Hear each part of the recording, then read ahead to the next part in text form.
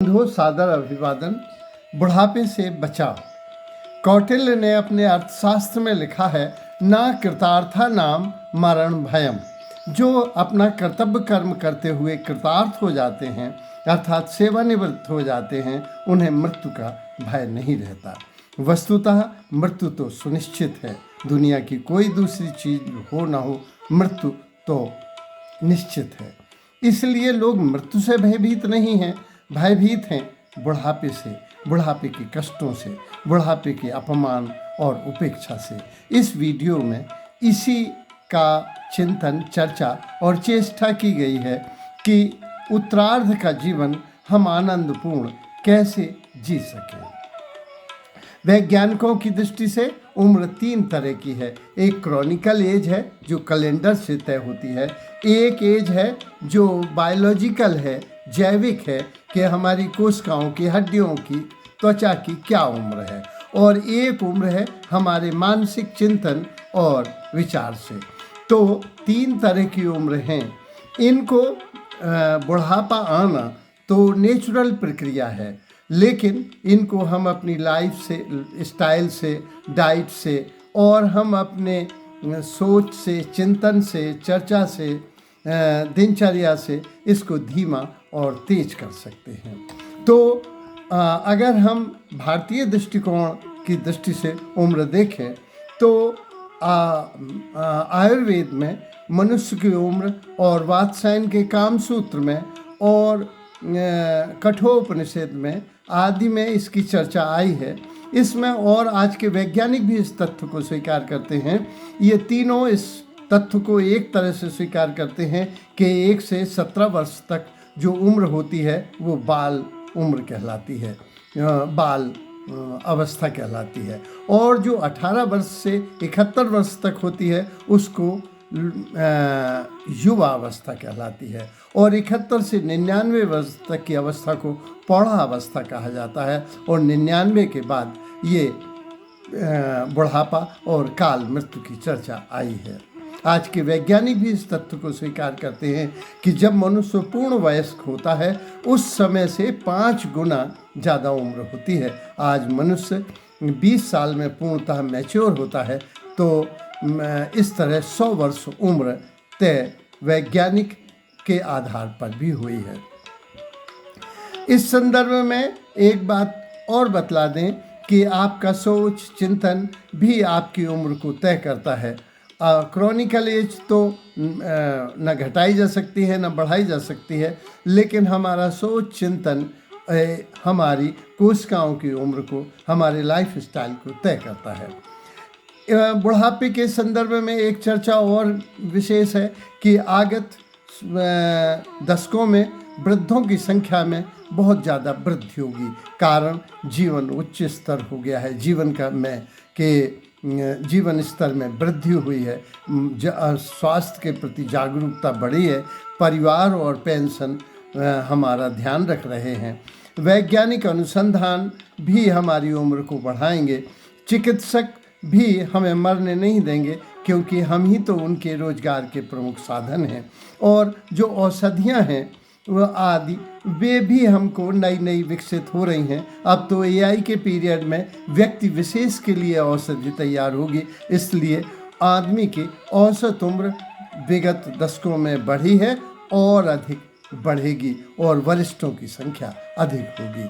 आज AI और वैज्ञानिक प्रगति के कारण हमारे अध्ययन, अनुभव और हमारी जो ज्ञान ध्यान था वो कुछ नई पीढ़ी के लिए ज़्यादा उपयोगी नहीं है। आज हम बच्चों को वैज्ञानिक प्रगति के कारण, अब टेक्नोमेट्री आ गई है या कंप्यूटर आ गया है, तो हमारा अध्ययन और अनुभव उनके काम नहीं आ रहा है। अब इसलिए अपमान और उपेक्षा की ज़्यादा आशंका बढ़ जाती है, क्योंकि पहले लोग, बुजुर्ग लोग मार्केटिंग कर देते थे, सामान घर का ले आते थे, उनकी उपयोगिता थी, बच्चों को पढ़ा देते थे। लेकिन आज हम ना बच्चों को पढ़ा सकते हैं, ना हम बाज़ार से सीधा ऑर्डर हो जाता है अमेज़ॉन से और सामान आ जाता है, तो हमारी उपयोगिता नहीं है। ऐसी अवस्था में और साथ ही साथ जो पुराने संस्कार थे वे नहीं रहे। कहा जाता है, कहो सखी कौन फल गदराए मीठे लगे पके करे हो जाएं, तो वो कहती है साजन। तो वे संस्कार अब नहीं हैं।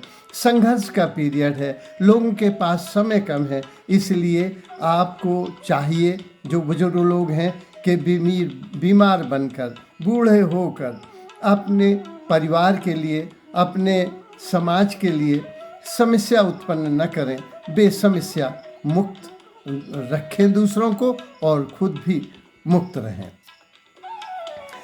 ये अति आवश्यक है कि बुढ़ापे से बचा जाए।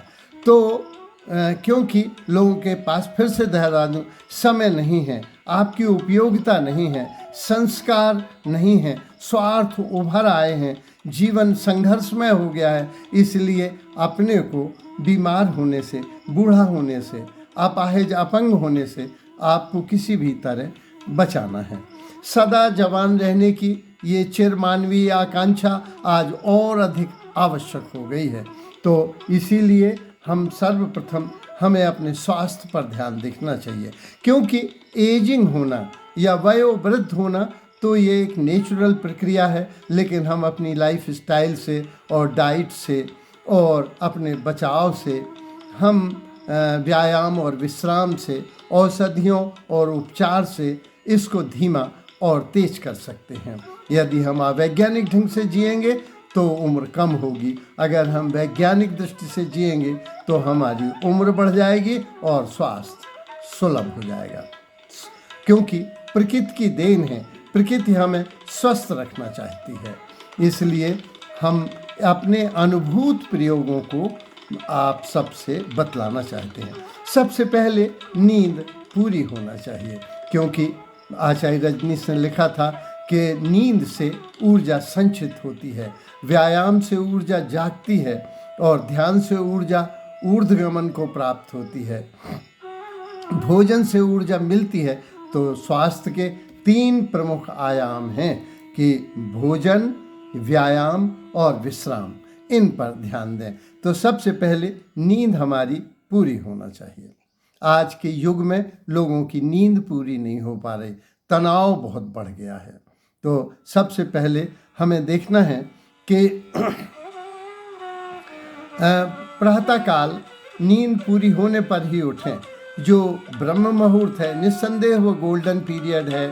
पश्चिम की दृष्टि से, पूरब की दृष्टि से वो ब्रह्म मुहूर्त है, लेकिन नींद पूरी होने पर ही वो गोल्डन पीरियड है। और नींद अधूरी रहने पर जागना दिन भर के आलस को आमंत्रण देना है। तो सबसे पहले हमें नींद पूरी करना चाहिए।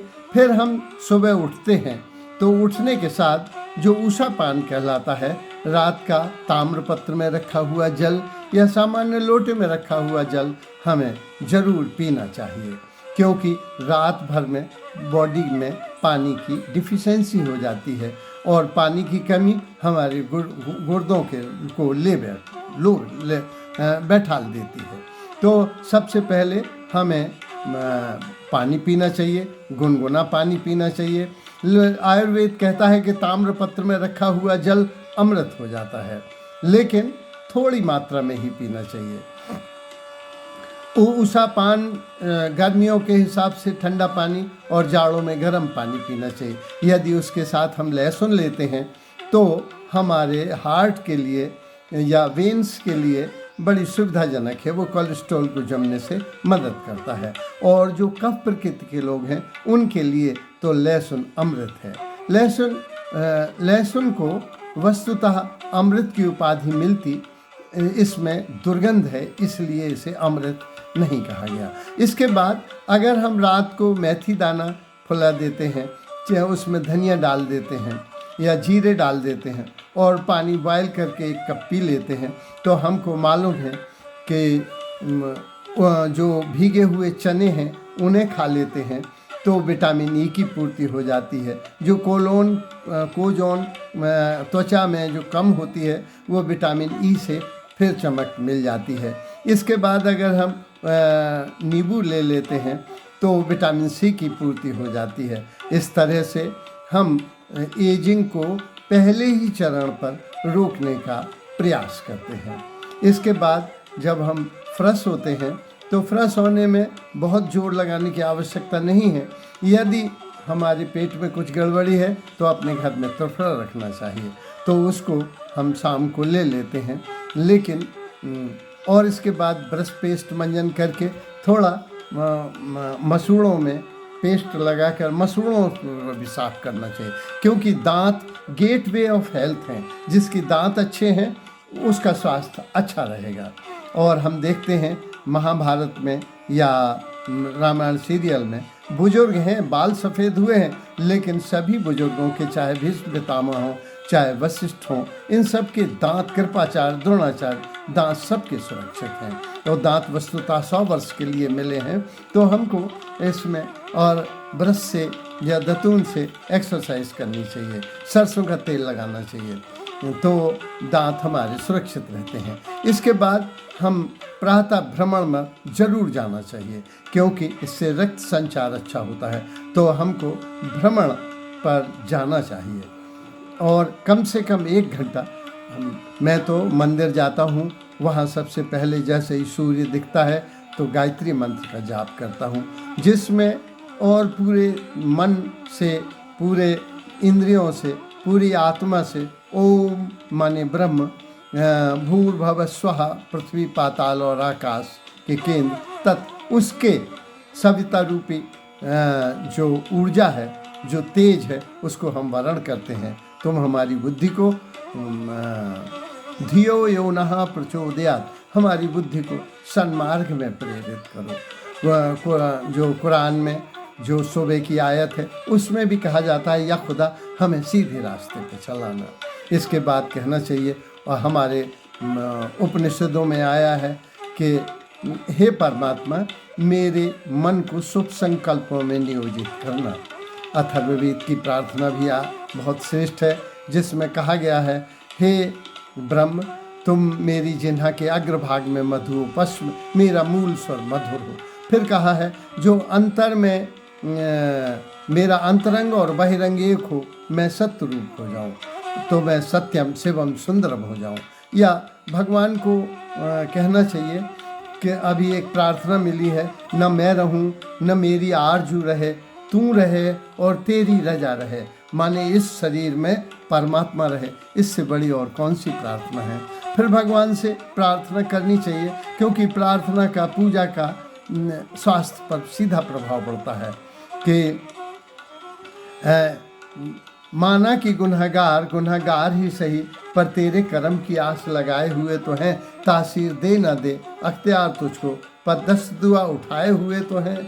ये सब तुम्हारा कर्म है आका, कि बात अब तक बनी हुई है, कहाँ था मैं इस कर्म के काबिल, हुजूर की बंदा परवरी है।